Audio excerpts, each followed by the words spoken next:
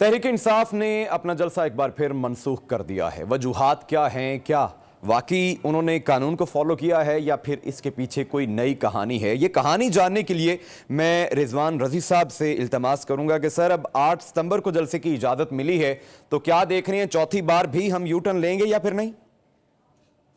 देखिए, हम किसी भी सियासी पार्टी को वैसे ज्यादा मुनासिब होता आमिर सईद अब्बासी साहब ने ज्वाइन किया है हमें ब्रेक के बाद, तो मैं ज्यादा वक्त उन्हें दे देता और मैं ज्यादा वक्त उन्हें देना चाह रहा हूं। सर, मैं चाह रहा था कि आमिर सईद अब्बासी साहब को मालूम हो जाता कि हम बात क्या कर रहे हैं, फिर मैं उनसे जानना चाहूंगा। मैं सर अर्ज ये कर रहा हूं, आप मेरी बात सुन लीजिएगा जी। देखिए, बात ये है कि कल शाम तक ये अफवाह जुबान ज़दे आम थी कि पीटीआई जलसा नहीं करेगी, लेकिन आज ये भी सुनने में आया कि जो स्वाति साहब है, आजम स्वाति साहब, वो मिले हैं जेल में जाके उनसे, और उन्होंने आगे बाद अनाउंस किया है कि बानी पीटीआई ने मुझे बताया है कि जलसा मुअत्तल कर दिया गया है।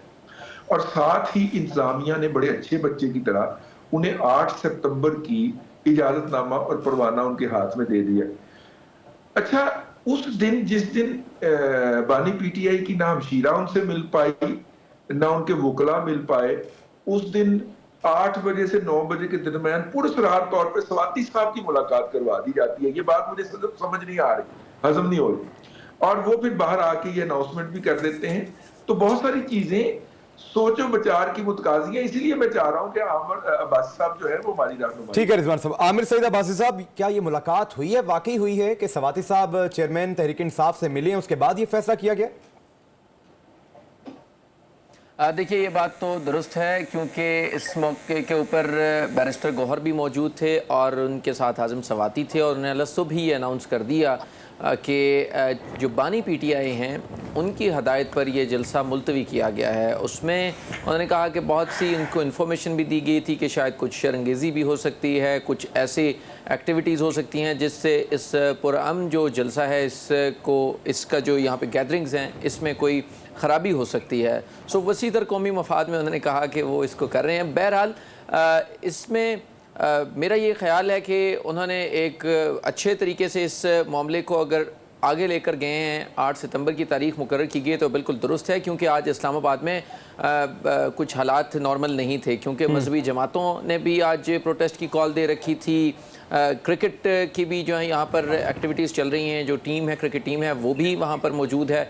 लिहाजा ये एक मेरा ख्याल है कि दानिशमंदी का मुजाहरा किया गया, न सिर्फ पीटीआई की तरफ से बल्कि इंतज़ामिया ने भी, जो उन्हें फौरी तौर के ऊपर ऑफ़र कर दिया कि 8 सितंबर को वो जलसा कर लें।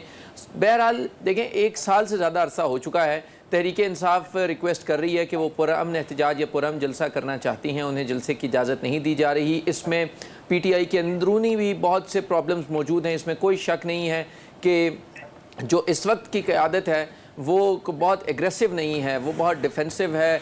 जो लोग, वो बैरिस्टर गौहर हों या दीगर लोग हों, वो तमाम वो लोग हैं, वो चाहते हैं कि कोई ऐसा नया सानहा ना हो जाए जो इससे पहले वो केसेस भुगत रहे हैं कि नए उन्हें केसेस भुगतना पड़े।